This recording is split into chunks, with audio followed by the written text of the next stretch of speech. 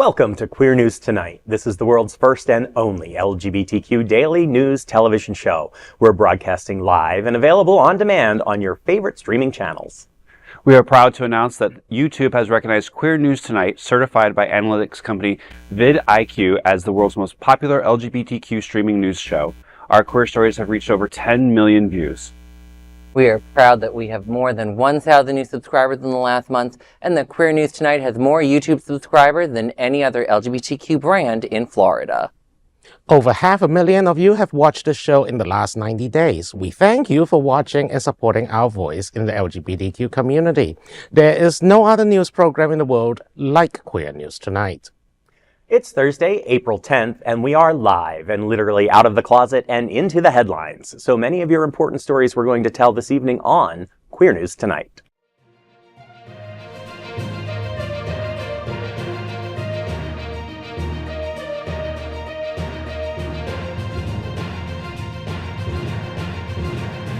You're watching Queer News Tonight, the world's first daily LGBTQ evening news show. Welcome to the world's most important LGBTQ evening news show. Hotspots Magazine's Happening Out television network is a nonprofit 501c3 media company in the same model of PBS and NPR, but designed for the LGBTQ community. Our nonprofit mission is to support the 11 pillars of our LGBTQ community. We want to inform and educate the key issues of lesbian, trans, Latino, Black, healthcare, seniors, students, faith, social justice, business, and queer culture. Help us support our diverse community.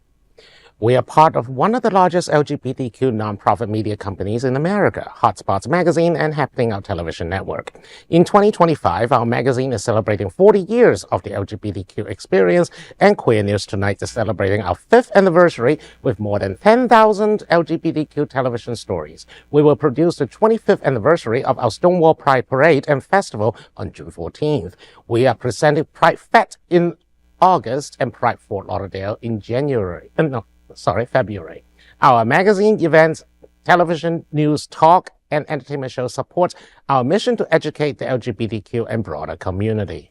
In 2025, more than 100 community leaders, anchors, will host this show to support the LGBTQ community. Let's meet today's anchors at Queer News Tonight. Let's welcome anchor Rex Rogosch. In spite of being one of my favorite people in the world, Rex is a visionary designer with over 30 years of experience in production design, interior design, and architecture. Also known in the drag community as N2 National Lords, Rex recently returned to performing. As president and co-founder of Lanterna, I'll get there, Rex. Lantera. He champions mental health awareness through vibrant, inclusive events. Rex Bloom Art Show to celebrate Earth Day at Galleria on April 24th. Tell me, what's happening? Well, Galleria Fort Lauderdale will host Bloom, a juried art exhibition honoring Earth Day, on Thursday, April 24th from 5:30 to 7:30 p.m. Presented in partnership with Art and Culture Center, Hollywood, ArtServe, Arts United, and History Fort Lauderdale, the event will feature nearly 60 selected works by over 50 South Florida artists. Each piece interprets the planet's natural beauty, from oceans and wildlife to blooming landscapes. Held at the Galleria, this complimentary evening includes a special live performance by Rye Rivers. More than 150 submissions were received across various mediums, including sculpture, photography, fashion, multimedia, and painting. One outstanding artist will be awarded a $500 Best in Show prize.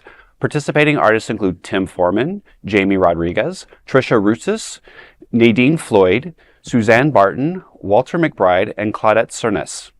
Bloom promises a vibrant tribute to Earth through the lens of local talent. For more, visit galleriamall-fl.com. Well, I think this is super exciting because art is kind of a universal language. And it's always so very subjective. So to see perspective of an artist and what they see as beautiful in Earth or their surroundings is always very insightful and can talk volumes about a person. And we need to spend more time celebrating the Earth in terms of Earth Day or Earth Month. But what I also like about this is the Galleria is doing a great job of using all of that space to bring art and to bring kind of more things to the community than just shops and restaurants. So I like that we're able to use that space in a productive way there too. Absolutely, and it's free to go to. So Right. there's no reason why you can't just go grab a drink downstairs and go see art. Which again, right now we need all the joy that we can get. Fair enough. That is a big LGBTQ story for today. There's no other queer nonprofit media platform like this in the entire world. Support our LGBTQ stories by subscribing and sharing Queer News Tonight. And we look forward to seeing you at the Blue March Show at Galleria on April 24th. Let's welcome anchor Alex Morash. Alex has served as editor-in-chief of Operations Magazine, media director of the National LGBTQ Task Force, and press secretary for the Florida Democratic Party. Alex, the Mizz South Florida Pageant is on May 19th for LGBTQ youth scholarships at Aquaplex. Tell me, what's happening? Sure thing.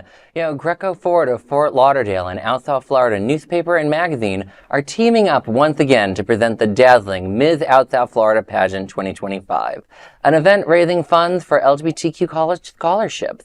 This spectacular event of drag performance will be held at Aquaplex, Fort Lauderdale on Monday, May 19. Doors open at 5 p.m. with the pageant starting at 6. Now in its second year, the pageant promises to outshine its 2024 debut, which crowned drag superstar Erica Norell. Organizers expect the cash and prize pool to surpass last year's $30,000. Get your wigs, queens. To compete, contestants must showcase a strong record of advocacy, community service, and volunteer work. The winner will be officially crowned during the South Florida Pride Gala on May 22nd. For more details, visit outsouthflorida.com. This seems like a really fun event, and I'll be honest, if I could fit into my old dresses, Sasha would be out in force to go to that. I mean, I know how to lace up a corset. As a former performer, I can get you. I can get you fit.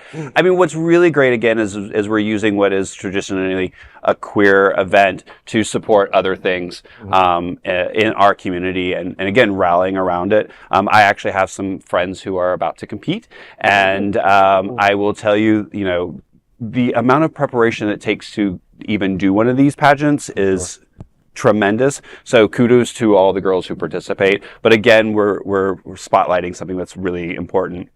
It's scholarships. Absolutely, scholarships. And I also want to do a shout out to Aquaplex, who are relatively new to the community here in Wilton Manor, Fort Lauderdale, but have really hit the ground running as contributors to the and value added to our community here. So that's great. Absolutely. That is a big LGBTQ story for today. There's no other queer nonprofit media platform like this in the entire world. Support our LGBTQ stories by subscribing and sharing Queer News Tonight. Looks forward to seeing you at the Mizz South Florida Pageant on May 19th for LGBTQ youth scholarships at Aquaplex. Let's welcome anchor Dr. Bobby Huen. A world traveler and well-versed in global affairs, Bobby provides an international perspective on current events. A PhD in conflict resolution, Bobby is a certified civil and family mediator and the founder of BH Conflict Resolution Services. Bobby, LGBTQ plus Salsa Night hits Miami Beach on April 18th. Tell me, what's happening? A vibrant evening of rhythm and inclusion is set for Friday, April 18th, as Miami Beach hosts an LGBTQ plus salsa and bachata class from 7 p.m. to 9:30 p.m. Organized as a safe, welcoming space for LGBTQ individuals and allies, the event invites attendees to learn the sensual beats of salsa and bachata in a relaxed, supportive environment. The dance class is open to all skill levels with limited free tickets available. Entry will follow a pay what you can model. All proceeds from the event will be donated to support underserved queer youth, adding purpose to every step and spin. For more information and ticket details can be found at pridelines.org. Well, as someone with 3 left feet, I absolutely cannot dance. The only time I danced was at my wedding reception with my husband, and we have to rehearse for like 3 straight days just to get there. Well, I think this is going to be a great event. Remember, it's a pay what you can. That doesn't mean you don't have to pay a lot. That means if you can, you should give a lot, because this is a good charity event meant to support the youth in Miami and in South Florida. So I think that's going to be a great thing. And that is a big LGBTQ story for today. There's no other queer nonprofit media platform like this in the entire world. Support our LGBTQ stories by subscribing and sharing Queer News Tonight. We look forward to seeing you at the LGBTQ+ Salsa Night in Miami Beach on April 18th. And of course, let's welcome tonight's lead anchor, Dr. Tai Houser. He is a professor of English and Humanities at Broward College and Florida Atlantic University. Tai, Art Walk invites all to tag the town in color. Tell me, what's happening? Sure enough, on Saturday, April 19th, Wilton Manors will witness a splash of color and creativity with an interactive cellophane art installation at Hotspots Media Group. The event runs from 6:30 to 7 p.m. It's part of the Art Walk Wilton Manors initiative and promises a hands-on artistic experience open to all, free of charge. The installation features a unique cellophane wall mural first outlined by a professional artist. Once the initial design is complete, attendees are invited to pick up spray cans and contribute their own colors and patterns to the collective artwork. For details and more information, visit hotspotsmagazine.com. So here's what I like about this. First of all, cellophane makes me want to sing Mr. Cellophane. But second of all, this is at the heart of why community and diversity are important to art, right? We have a diverse community. It's there, and it's going to be contributing to this creation and an expression of, should we say, the zeitgeist in Wilton Manors. And so I love this idea of having everyone contribute. I cannot draw, I cannot sketch, I cannot do anything like that, but I am more than excited to see the result. I'm going to buy a banana from Publix and roll duct tape and then just stick the banana on. Oh, jeez. I mean, I think, but this also serves to what you just said. You know, there's so many people that say, I can't draw, I can't do this. But again, you know, as an artist myself, art is really expression. So really what I think things like this do is help bring people to the table and can actually express themselves. You know, it's not about drawing good. It's not about painting well. It's about expression. Mm-hmm. And like you said, coming together as a community. So go out there and express them. If you like purple and no one has picked up the purple can, spray purple to your heart's content. You know, and it's a way for you to express and be part of a community. So you're calling me out on the hypocrisy of what I said versus what I compared myself to. I mean, you said it, not me. The big thing in this story is that the Hotspots location is a really wonderful place to go to. It really is. Literally, my first time interacting with the Hotspots Queer News Tonight crew was there was like a little photo shoot people were doing and going and seeing the space. And it sounds like it's going to be a really fun time. And even if you don't have to be artistic, you can just go and absorb it. Absolutely. Or, you know, try and sniff the spray can. Okay, moving on. That is a big LGBTQ story for today. There is no other queer nonprofit media platform like this in the entire world. Support our LGBTQ stories by subscribing and sharing. And Queer News Tonight looks forward to seeing you at the Art Walk on April 19th. Now let's dive deep into this big LGBTQ story for today. I'm Tai Houser. Let's queer up the USA view. Kamala Harris supports LGBTQ athletes with Outsports tagline, "Courage is contagious." Vice President Kamala Harris just gave a powerful nod to LGBTQ athletes and to a phrase many in the queer sports world know well, "Courage is contagious." It's the tagline of Outsports, a longtime platform uplifting LGBTQ voices in athletics. For years, Outsports has used the phrase to capture the ripple effect of bravery, how one athlete's decision to come out can inspire many others. And now, Harris is amplifying that message. Speaking at the Leading Women Defined Summit, Harris said, "Fear has a way of being contagious, and we are witnessing that, no doubt. But I say this also, my dear friends, courage is also contagious." She continued, "When one person, when a few stand with courage, the courage to say what is happening is wrong, the courage to say that there is a way we must chart to get through this, understanding our power, courage is contagious." End quote. From MSNBC to BET to even Stephen A. Smith, the phrase is making headlines. And for the LGBTQ sports community, seeing it embraced at the highest levels of government, well, that's a win. See, we could have had her as president. Big prices, apparently. But I love that. We still have supporters out there who are going to be standing up and continuing to promote our causes. In spaces where maybe they're not always promoted. No, I think it's important to have people stand with us. I just didn't see that from Kamala Harris. I commend Outsports. Congrats that Kamala Harris plagiarized your motto, but she didn't say anything in behalf of queer sport athletes or trans people. And I'd like to know where her courage was when NBC News, Haley Jackson asked her to clarify her position on trans people, and she refused during the campaign. I'd like to know where her courage was when, as David Weigel of Cephomore reported, that a son of an immigrant was in tears asking about his mother and how to help people, and her response instead was to say she's going to have 1,000 new ICE agents. I'd like to know where her courage is. I mean, fair enough. I understand, and certainly during the campaign, that's one thing. But do you not see a distinction between kind of post-campaign Kamala and campaign Kamala? I think the time to be brave is during a campaign, not afterwards. I agree with Alex. I mean, I think this is a little bit of a stretch. We want representation and we want inclusion, but she didn't say anything specifically about the LGBT sports, and so. While it's great that there's some similarities there and we can draw those parallels, and we can say, hey, we said that first, I have to agree with Alex. I think courage should be at the forefront. Look, I think she would have been 1,000 times better than what we have now.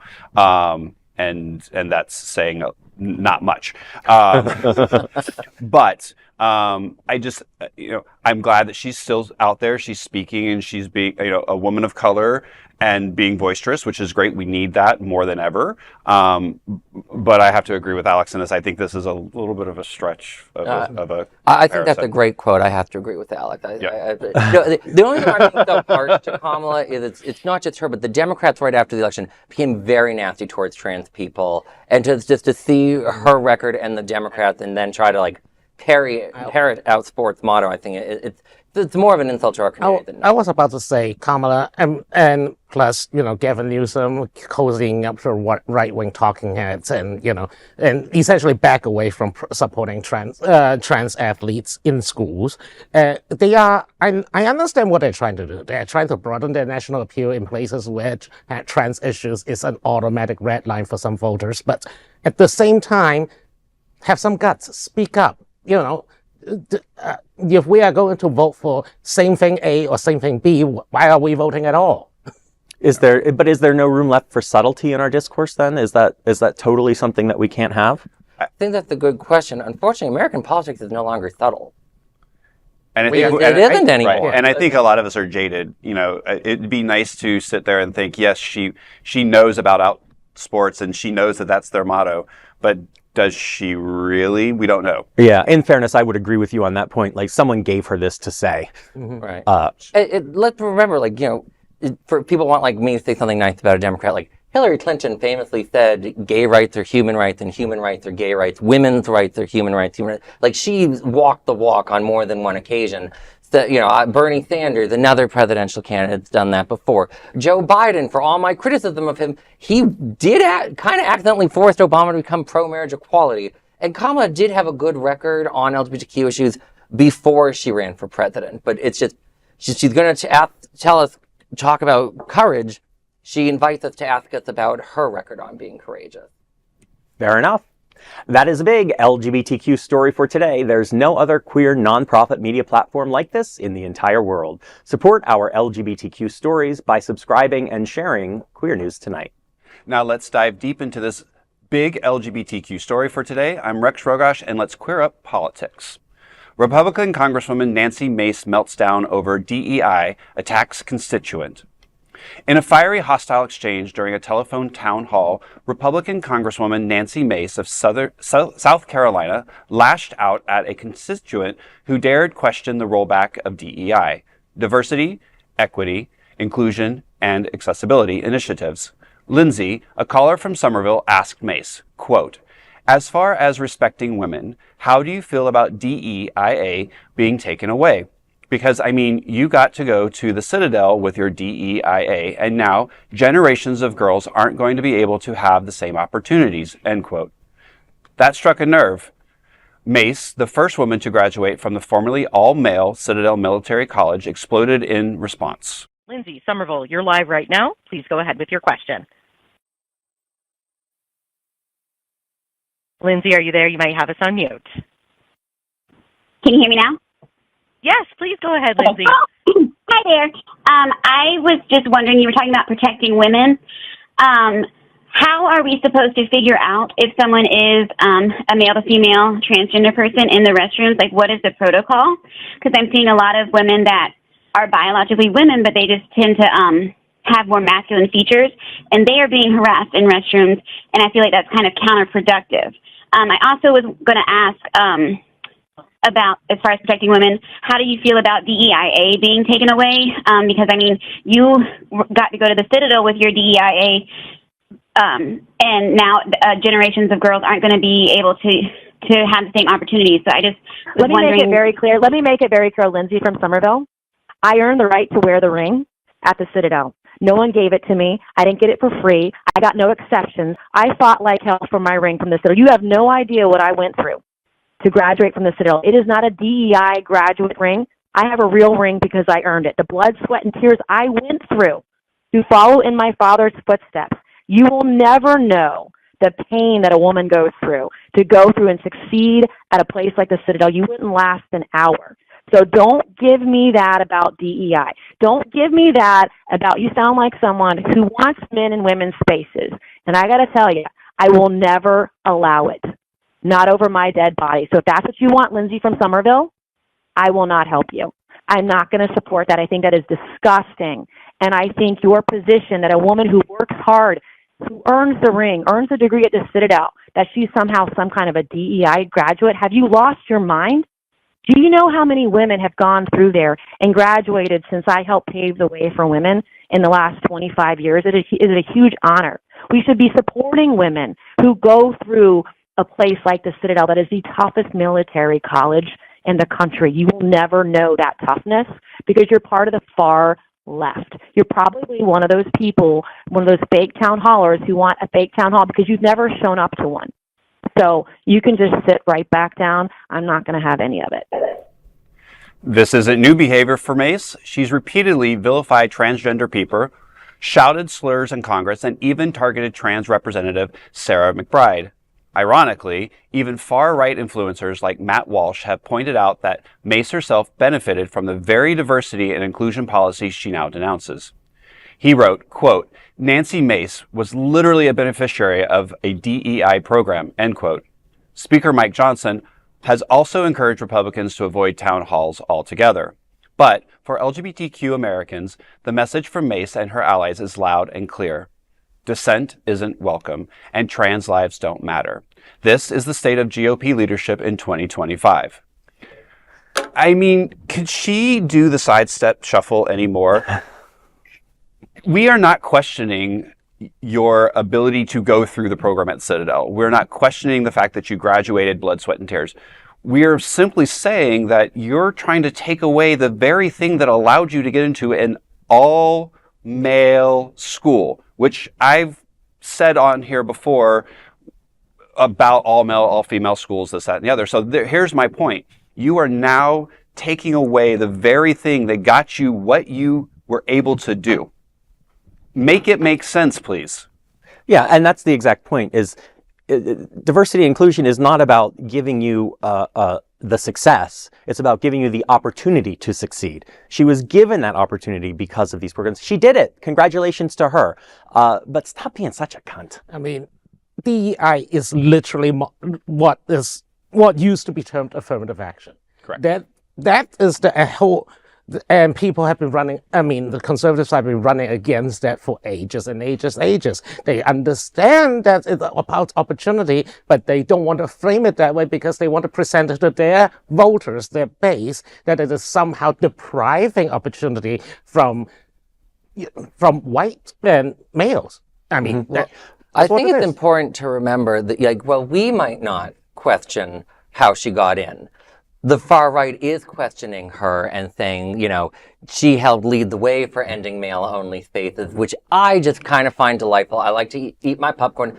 I think we need to get a website, DEI Hire Nancy Mace, because we're going to call her, I think we should just call her DEI Hire, because she gets completely unqualified to be in Congress. There is no reason that she's in there other than as a DEI hire. Let's just go with it. Let's have fun. Then we need the whole DEI Hire White House edition. Yeah, exactly. Sounds like a new sitcom. Yep. And it's just, I mean, and also, I mean, when you said that dissent isn't welcome, I mean, this is real. ICE is literally now deporting foreign students. Marco Rubio submitted a brief today about about a pro-Palestinian foreign student, green card, married, etc., about deporting him. And his idea is that the brief literally says that his ideas are illegal because he supports Palestine. You cannot send. They are literally trying to criminalize discourse. Unfortunately, there's a very disturbing bipartisan history of deciding that criticism of that particular nation should be outlawed. It's a whole other discussion but like looking at someone like Nancy Mace on this like censorship and also like as someone who's worked in a few campaigns, I'm not an expert, but attacking your own constituents doesn't gain you any votes. Also, it doesn't. Also, just an idea here. For Mike Johnson basically said, "Oh, you should avoid town halls." That's absurd. In other words, how are you going to answer to your constituents? I mean, there should be a law that says that senators and representatives should always have town halls every time they go home. It's sidestep and avoidance. And avoidance. I mean, it's literally you're asked a question and you go, "Oh, look over there." It was her answer. I mean, she completely missed the answer and said, "How dare you attack me?" And went on attack herself, right? Exactly. That's the whole playbook is as soon as you hear something you don't like, you attack the person. You go after whatever you can to make them, shut up and sit down, which is what she said in the end. I'm not going to respond to you, sit down.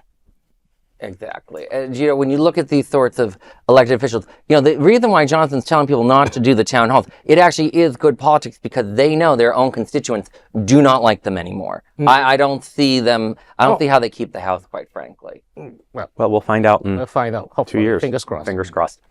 That is a big LGBTQ story for today. There's no other queer nonprofit media platform like this in the entire world. Support our LGBTQ stories by subscribing and sharing Queer News Tonight. Now, let's dive deep into this big LGBTQ story for today. I'm Alex Morash, and let's core up the U.S. view. HRC honors LGBTQ journalists for defying silence. In a bold response to growing threats against journalism, especially LGBTQ journalists, the Human Rights Campaign is stepping up with recognition on April 24 during the White House Correspondents' Dinner Week in Washington, D.C., HRC will present its first ever Guardians of Truth Journalism Awards. The awards celebrate reporters who haven't just informed the public, but defended queer lives in an era of rising political hostility. The three inaugural honorees are Axios tech journalist Ina Fried, Queer Daily News founder Nico Lang, and MSNBC anchor Jonathan Capehart. Fried will receive the Torch of Progress Award, honoring her courage in covering major national stories as an out trans journalist. Lang, whose book American Teenager chronicles 8 trans and non-binary youth, is being honored with the Narrative Impact Award, and Capehart, a Pulitzer Prize-winning journalist and trailblazer in cable news, will receive the Beacon of Courage Award. HRC President Kelly Robinson said, "These awards are about pushing back and showing up. And for community under fire, that recognition makes them matters more than ever." I first want to personally say, I've met Ina Fried, congratulations, you've been a great journalist. She's an institution at Axios, quite frankly. Nico Lang, I've just been following his work for years and years and years. Jonathan Capehart,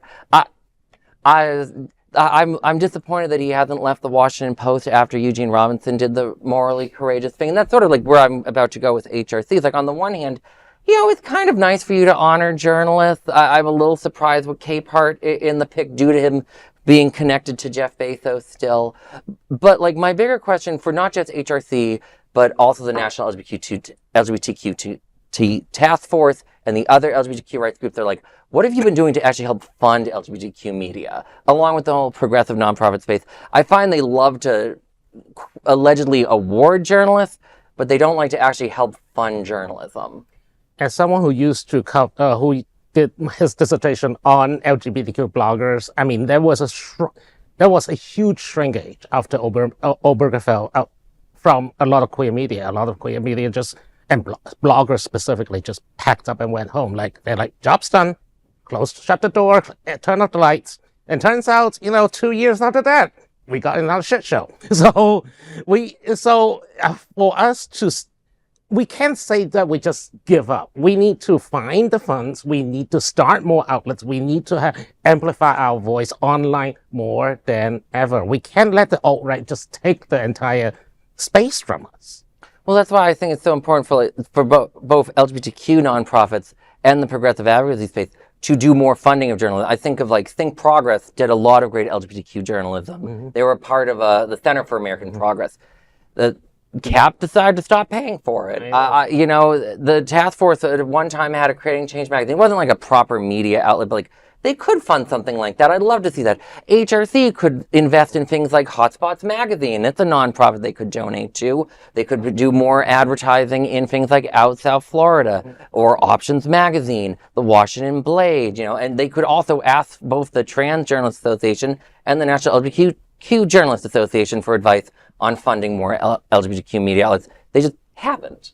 And also, please, if any rich gay or gay adjacent billionaires would like to shell out some money, that would be nice. We can all use some Apple stocks to start a foundation, Mr. Tim Cook. And I'm also looking for a husband.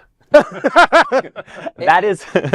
not a big LGBTQ story, but the other one was, and there is no other queer nonprofit media platform like this in the entire world. Support our LGBTQ stories by subscribing and sharing Queer News Tonight.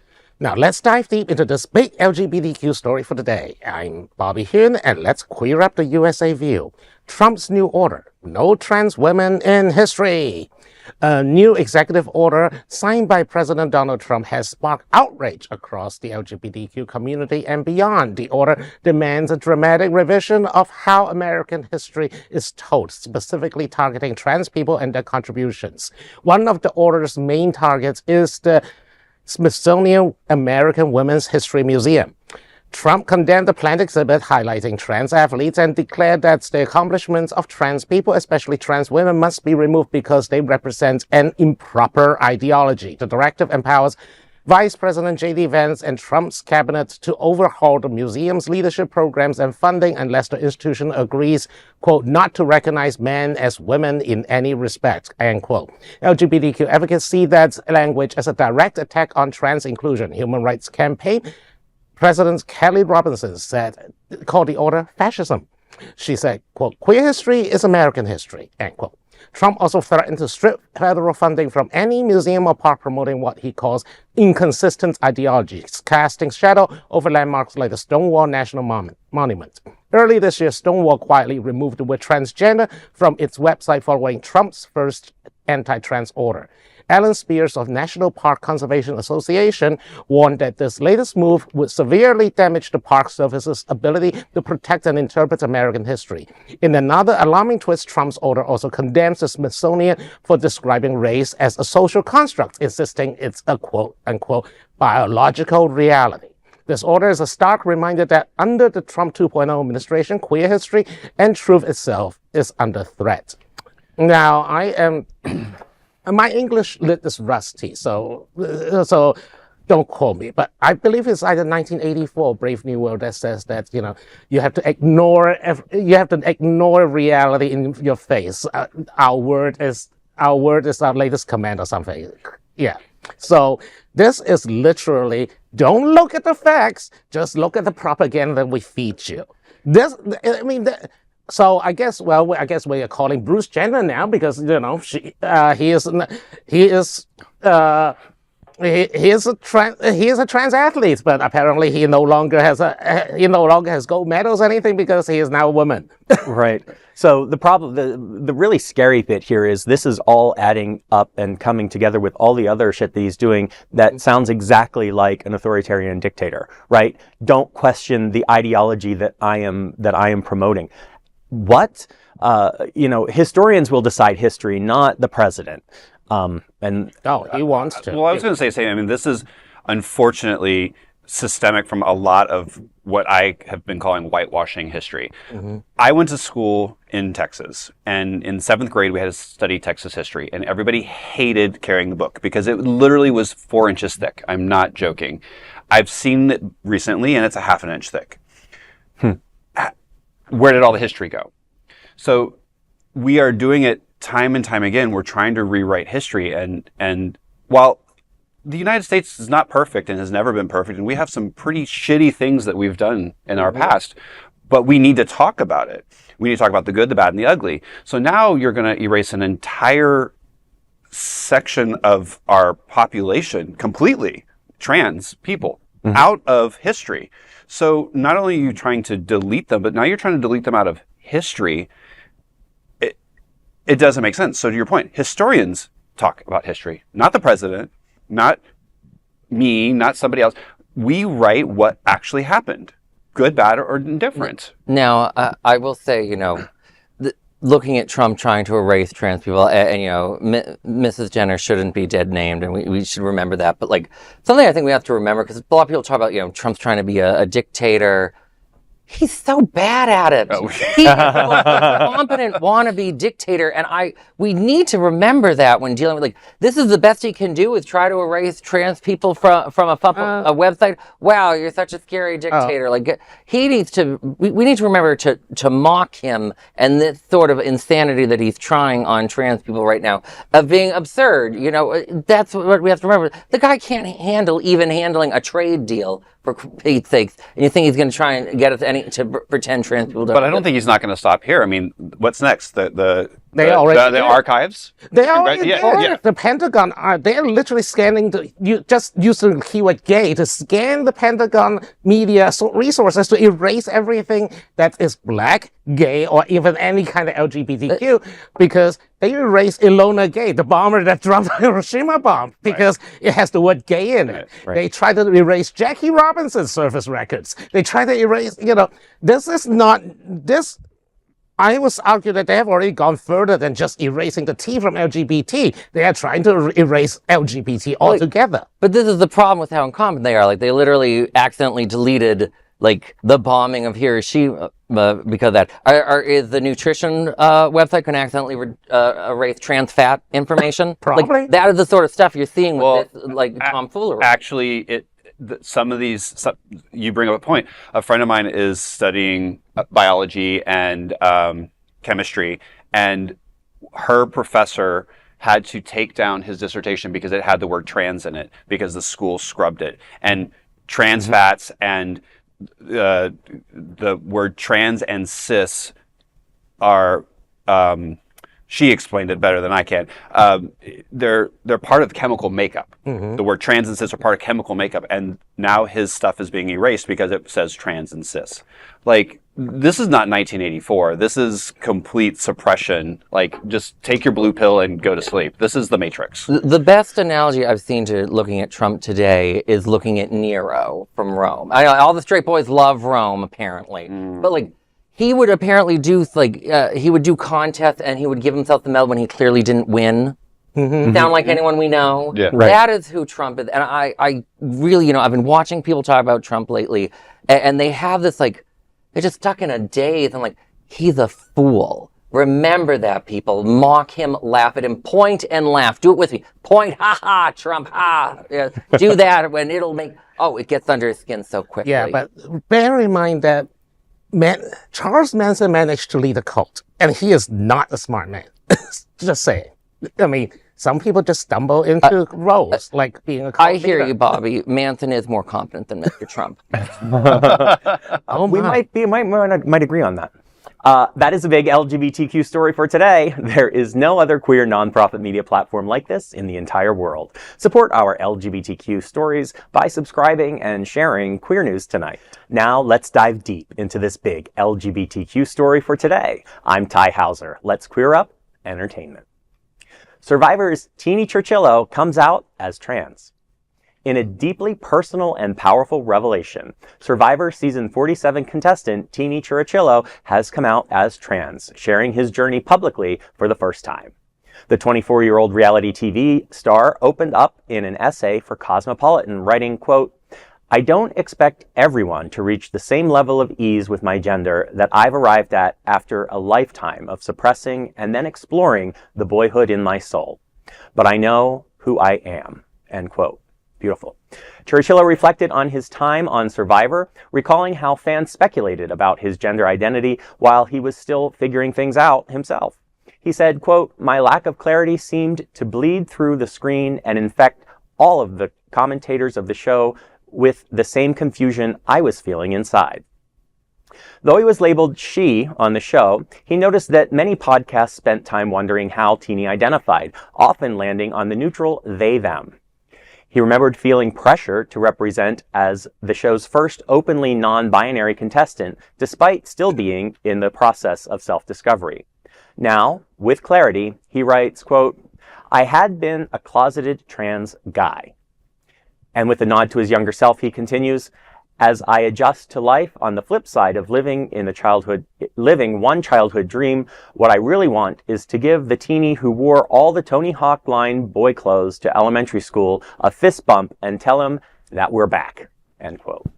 For the LGBTQ community, it's another moment of visibility, honesty, and courage, reminding us all that the journey to self can be messy, brave, and beautifully human.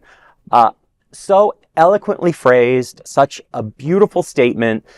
This is one of the most heartwarming coming out stories I've heard in a while, or identity stories I've heard in a while. I mean, I think this is really important, that everybody's journey is different. And that once you come out or come to terms or come to realization, whatever that term is for you, that you realize that the people around you have to have that same journey. And I think, like you said, this is eloquently said. And I do have to say, what bothers me about this story is that, Survivor is a competition show. And the story everybody was always asking was, what do they identify as? Instead of, are they a good player? Are they a crappy player? Are they a bitch? It makes it even harder for somebody to come to a realization of their own identity and then to actually have the courage to come out. It'd been great if they could have had that realization on TV and had that whole, but because of the lack of knowledge and society putting that pressure, it pushes you so much further back. I was very bothered to learn that there were 47 seasons of Survivor. How is that possible? I don't know. But that...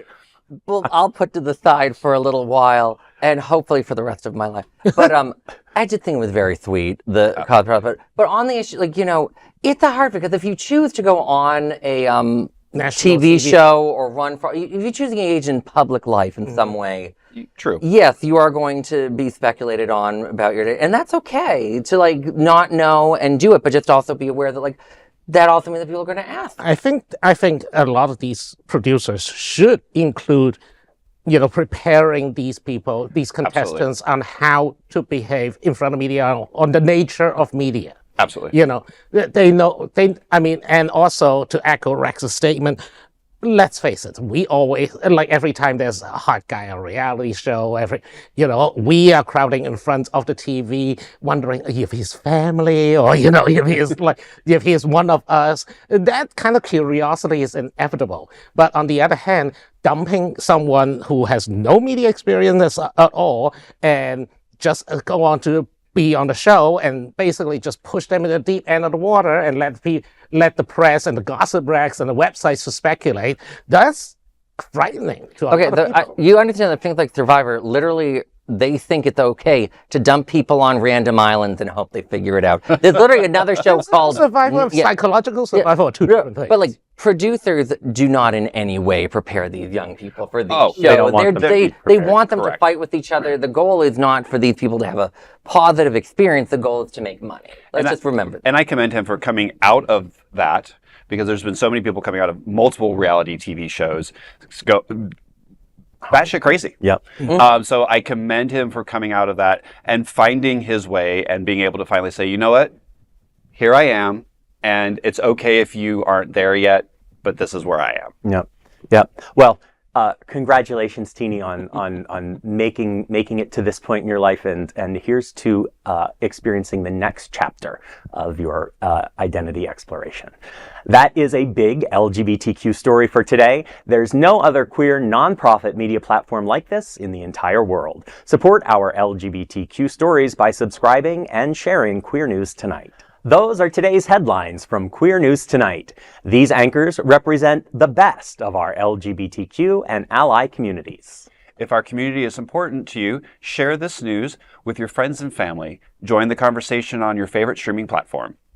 Queer News Tonight is the only live LGBTQ digital television show that is in the world that is out of the closet and into the headlines. We need your support. If our community is to grow and then thrive, we must tell our stories and bring them to the attention of the broader world. This is the only place in the world that tells these types of LGBTQ stories in motion and sound. That is the Pageant Hotspots magazine, Happening Our Television Network, and Queer News Tonight. I've been your anchor, Tai Houser, and on behalf of these LGBTQ reporters, the anchors of Queer News Tonight, including Rogosch, Alex, Morash, and Dr. Bobby Huen, we will see you daily at 8 p.m. And to our LGBTQ world, we hope you will join us by embracing love, generosity, bravery, be transformative, and the queer. Good night. Bye.